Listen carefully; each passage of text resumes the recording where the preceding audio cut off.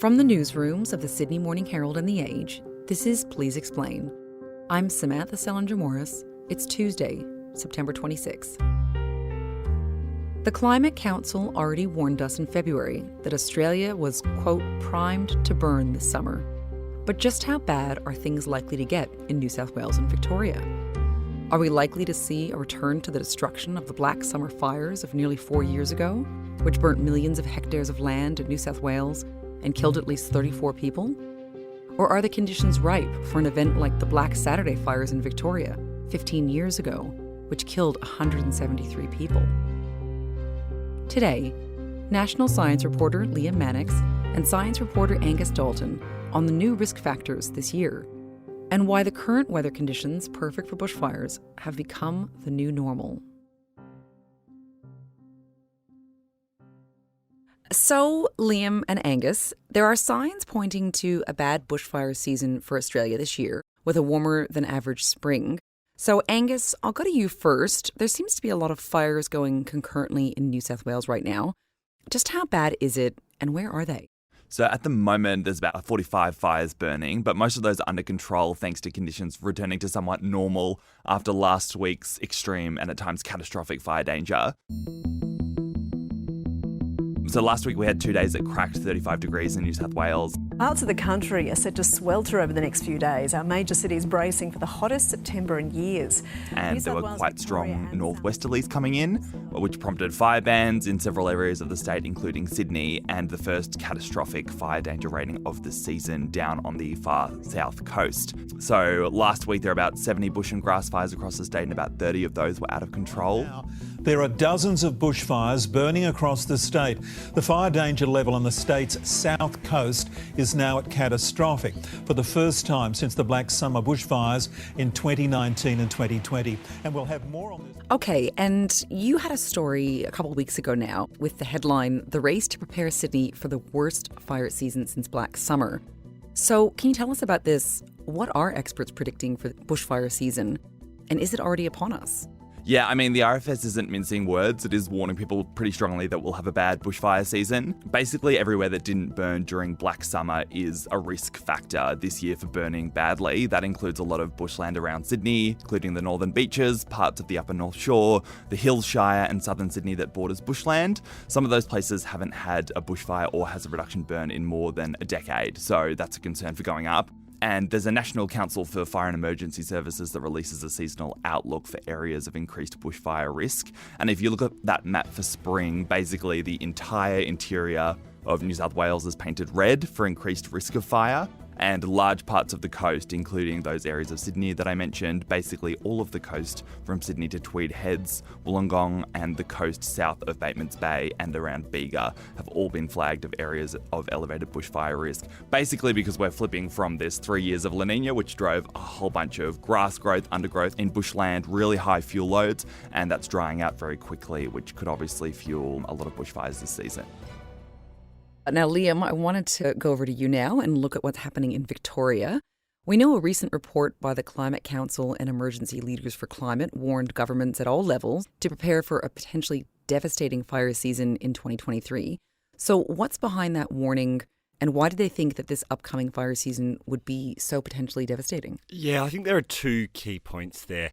The first is that this is summer in Australia from now on. Australia has always had bushfires, but as the climate warms and dries, the risk is only going to increase.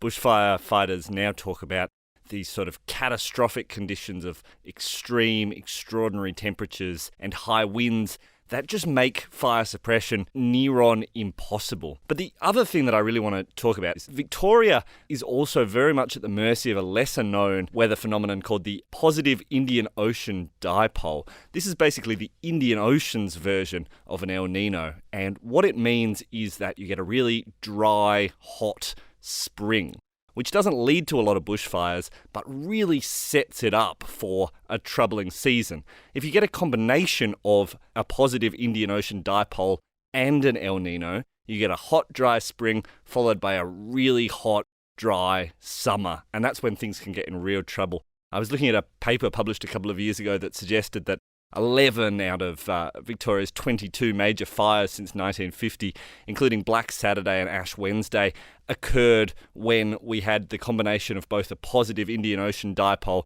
and an El Nino, which is what we're looking at for this year. So the seasonal outlook so far suggests that only some areas of Victoria, particularly up in Gippsland, are at higher risk, but you have to look at history and say when these things happen, Victoria gets in a lot of strife. So I think people should be right to be watchful and getting prepared.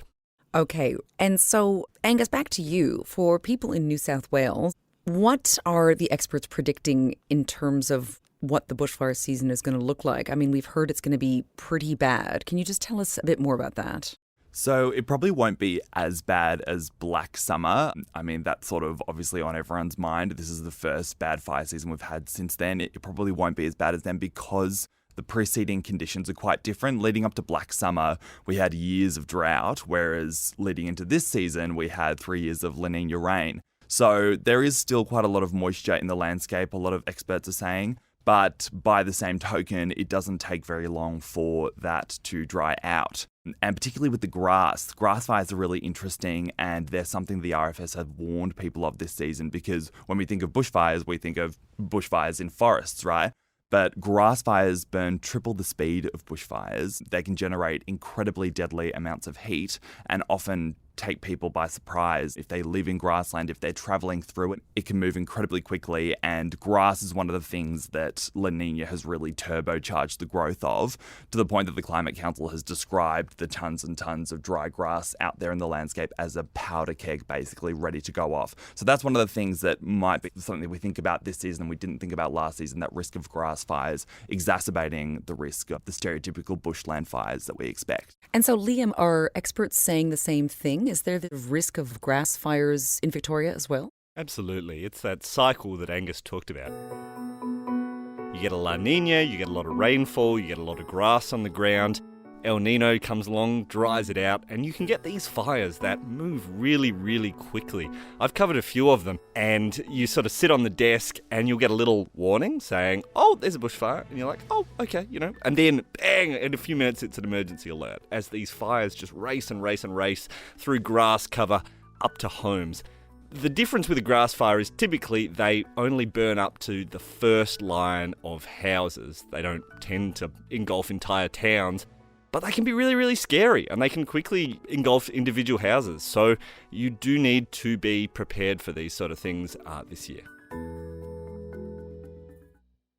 So what preparations are firefighters putting into place now in a bid to fight what they say is going to be a bad bushfire season? Yeah, so there's a lot of backburning that goes on every year. There's a lot of bushfire cutting. So what they will do is try and create fire breaks between large patches of vegetation. The other thing that firefighters push really hard on is getting the community prepared, getting people to have a bushfire plan and be ready to enact it. Unfortunately, we know that humans are psychologically really, really bad at preparing and thinking about small but catastrophic risks, which is what a bushfire is. It's something that might not happen to you very often, hopefully, but if it does happen, can have a really catastrophic impact. And we see that in the surveys. Most people report that they're not particularly prepared for bushfires, that if a bushfire came along, they'd wait to be told what to do rather than, having a plan in place. And that, perhaps more troublingly, they'd sort of wait and see and try and work out, well, is that bushfire going to come and burn my house, before they respond to it. This frustrates fire leaders. They gnash their teeth. They say, you can't expect us to send a truck to save you. But it also, I think, underpins a real change in bushfire strategy. So you mentioned Black Saturday. Now, the big difference then was that firefighters had this policy of stay or go. The idea being that if you wanted and you were adequately prepared, you could make the decision to stay at your property and try to defend it using hoses, putting out embers, sheltering until the fire front went over. We see now a real change in that firefighters and police make this huge effort to really encourage people to leave. And they're quite successful at it. They go door to door if they can with cops and get people out. So I think there is a recognition amongst firefighters now that people really aren't very good at preparing for bushfires. And the approach now is get people out. Right. And Angus, what do you think the feeling is in New South Wales? Are people aware that it's going to be a bad bushfire season?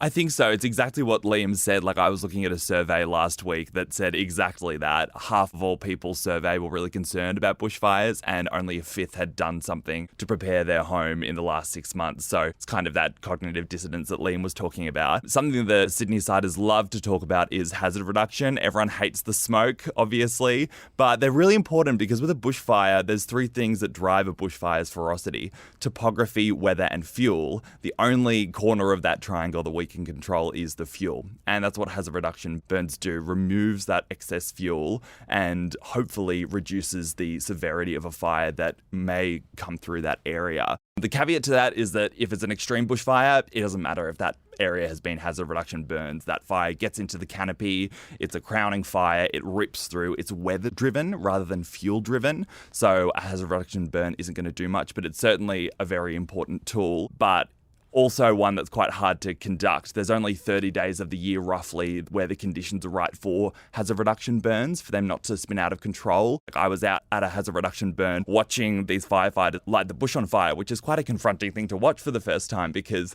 in Australia we have this fire plus bush equals disaster. Then you see how hard it is to actually light the bush on fire when it's wet, and that's exactly what we saw. Like, they were really struggling to burn it there, and so that's why we're so far behind. In New South Wales last financial year, we only did 24% of the hazard reduction burn that the RFS was aiming for. They've managed to catch up a little bit, but that window is very short and they're very difficult. But the CSIRO has done all this incredible research in their fire lab in Canberra. They've got basically all of these other data sets that come in and use live fire mapping to then predict where a bushfire might go over the next 10 to 12 hours. And that system also can automatically detect how many people might be in the path of that fire, how many schools, how many nursing homes. And, you know, on a day where there can be 200 really bad bushfires burning across the state at any one time, it has this feature where it can rank which fire is going to pose the most risk to lives, homes, critical infrastructure, and help the RFS decide where to dispatch their helicopters, firefighters, and trucks,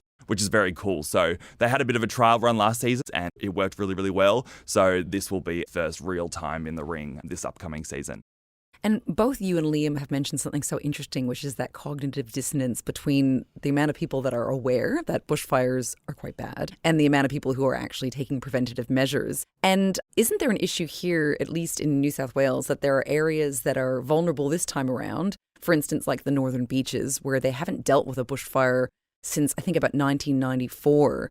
So is that a particular problem, that people haven't lived through the one, so they maybe perhaps don't realise how bad they are? I think so, absolutely. And particularly with COVID and so many people maybe making tree changes or sea changes who have lived in the city, they might have a little bit of smoke from a hazard reduction burn blow through their street, but they've never actually facing down a bushfire, having to make a bushfire survival plan and get out of there. And it's like Liam was saying, you don't have to be right on the nexus of bushland and a street or an urban area to be at risk of bushfire. Most houses burn down, I think it's about 85% due to ember attacks, and you could be several streets back from bushland or scrubland for those embers to blow over and for your house to catch on fire. So I think it's going to be really, really interesting. I mean, I think it's such a historical quirk that we went from this extraordinary period of natural disaster that was Black Summer straight into COVID. The only disaster that could have superseded how catastrophic Black Summer was a worldwide pandemic, and we got it. So I just wonder psychologically how people will remember that and if it will spur any extra action this season. And Liam, in Victoria, how are people feeling? Have the bushfires slipped from the public's consciousness? Yeah, I think people just tend to struggle with rare events and thinking about them. And yet, you know, if you're thinking about a bushfire, it's catastrophic, right? You can lose your life, you can lose your house. So you ought to be really, really well prepared. But yes, because it doesn't happen to us all the time, because it's not front of mind. But the reality is, if we want to take a systematic approach to reducing bushfire risk, rather than just worrying about putting out bushfires and mopping up after houses burn, we have to take politically difficult decisions. Thank you, Liam and Angus, for joining us. Thanks, Sam. Thanks for having us. Today's episode of Please Explain was produced by Tammy Mills, with technical assistance by Chi Wong.